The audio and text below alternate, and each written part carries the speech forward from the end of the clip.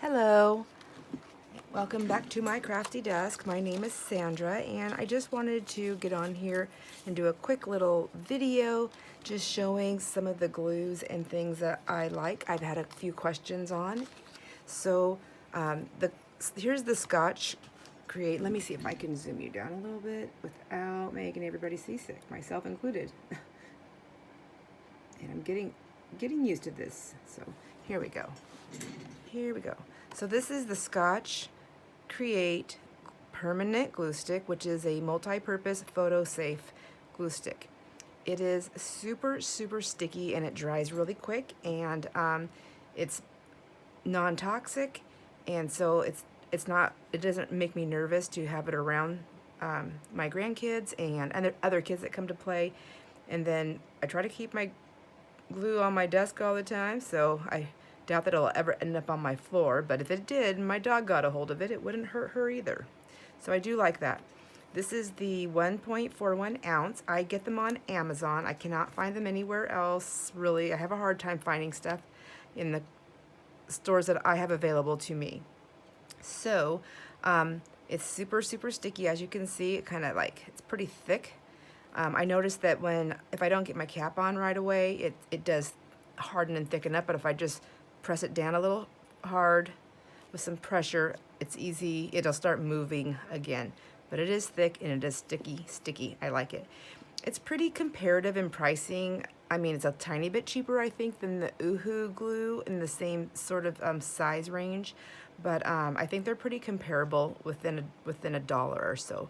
I buy these in a 4-pack for just under $10. I think it's like $9.17 through the Amazon Prime. So 4 glue sticks for that. So they're about what, like $2, $2 and some change. Then the other glue that I use a lot of is the Art Glitter Designer clear glue. It dries clear. It's a permanent water-based, non-toxic. Again, I do love that. I buy them in the big bottles because I go through so much. When I first started my journal crafting, or my glue with the journals, this is when I started using this glue, and I just bought it in the smaller bottles because I wasn't making as much parts and pieces. But now that I make so much, so many items, I buy this in the big bottles, and I usually buy it like in a 3-pack, and I just give them a good shake, which I don't know why. It's water-based, so I just feel like it needs to be shook up. So I shake it up, and then I pour it in my little bottle, and look, you can't see now my label because I couldn't get it off, so I covered it up. So I thought, you know what, let's make it pretty. So I put some washi tape on it and some sparkle washi, and then I used my permanent glue stick to stick it down. Now, moving on with the glues.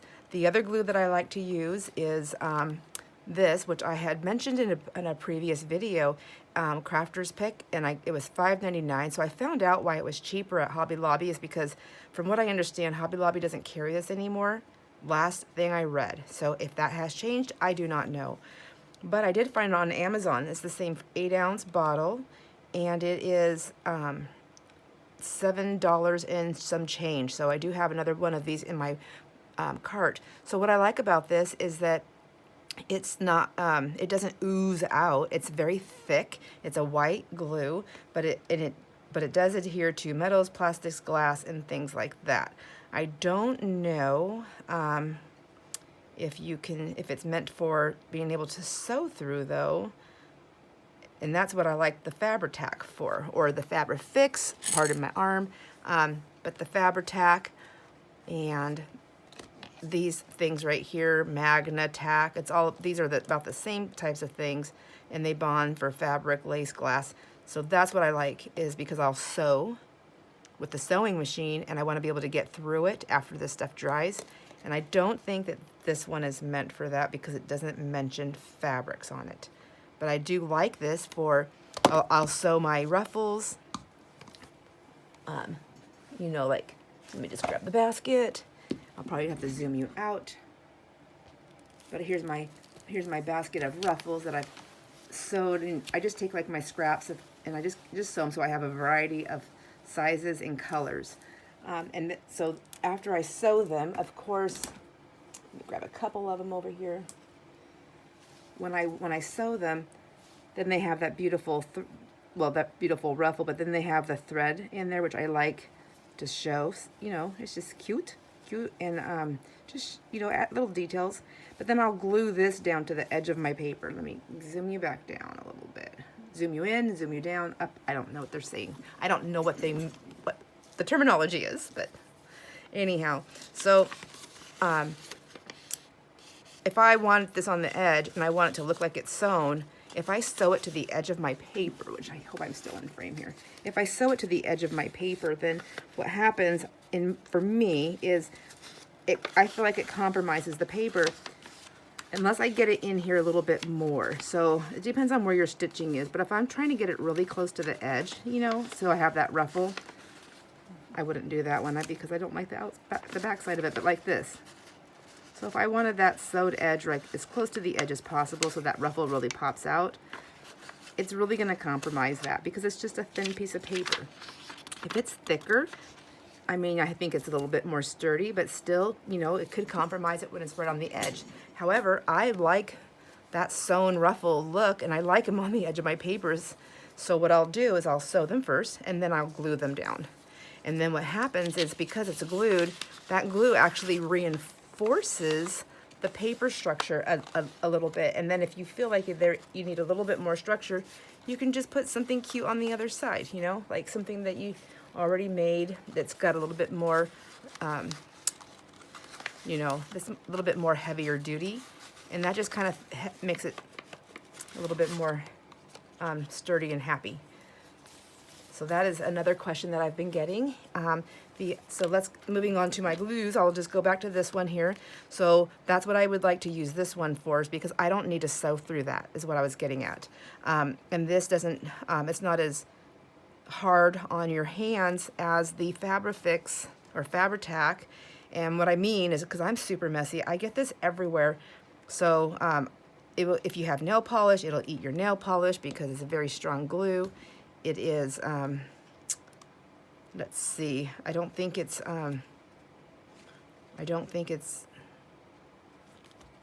was the word I'm trying to think? I don't think it's non-toxic. So, it's you can wash your fabrics after you use this too. Anything you're making, if you wanted to put stuff on. So that's what's nice about that. This I do love. So I'm going to get another bottle of that because I think it's going to last me a little bit longer. It's not going to be so intrusive on my hands and my nose and all that good stuff. Another glue that I like is this Liquitex, and there's lots of different kinds. So it's just a matte medium. There's different types of mediums, and you can use this just like you would do with a Mod Podge. It just gives you it seals your projects. This one right here, it's permanent, non-yellowing, and it's flexible and water resistant when dry. So water resistant is not waterproof. So if I'm making this journal that I'm working on right now here, say, and I take this and I put this on, if I wanted to use this and I wanted to seal this down, I would put this on it. It would still leave it flexible. Actually, I have one that I put that on there, so let me just grab that. We have the journal that we haven't gotten to Leah yet. I'm still waiting for her response, but she won this journal on the giveaway. So see, I put that on there, so it's still, you know, it has some, you know, a little bit of flexibility on the paper, but it's water resistant. So let me see. We'll just take a wet baby wipe. See, nothing. So if it gets wet, a drip of water or something like that, it's fine. You know, like if it's down here anywhere. But if I was to drench it, then it wouldn't really matter because the whole book would be wrecked. It's a book, right? Have we ever dripped water or spilled water on a book? That's how we get those aged papers. Now, off the glue subject, here is some stamps that I've been using with the memories. And for the life of me, I cannot find where I got these. So these were either, I usually buy my silicone sentiment stamps on Amazon. I live in a very rural area, and that is where I get to go shopping most of the time. So, and for cost effectiveness, I guess so these ones right here I could not find in my cart. So either I bought them a very long time ago and I just can't find them, or they were gifted to me. And then there's also the chance that I bought them in Canada. I live right across the border from Osoyoos, BC, and so they have a dollar store there. Well, it's kind of a dollar. I don't know what it's called. I think it's Dollarama. Canadian friends, please correct me on that name if you know what I'm talking about. And they have a nice crafting area in there, and I may have picked these up there. I know a lot of the dollar type stores are really carrying a lot of different items like this for crafters. So there you go. I hope I've answered a few questions, and maybe this is something we can do in the future, is a quick little video of answering questions, and I don't mind doing that. I know that was something that I have always and continue to always appreciate from fellow crafters and artists on YouTube. So with that, I will say goodbye. I'll see you later in another video, and please ask me questions.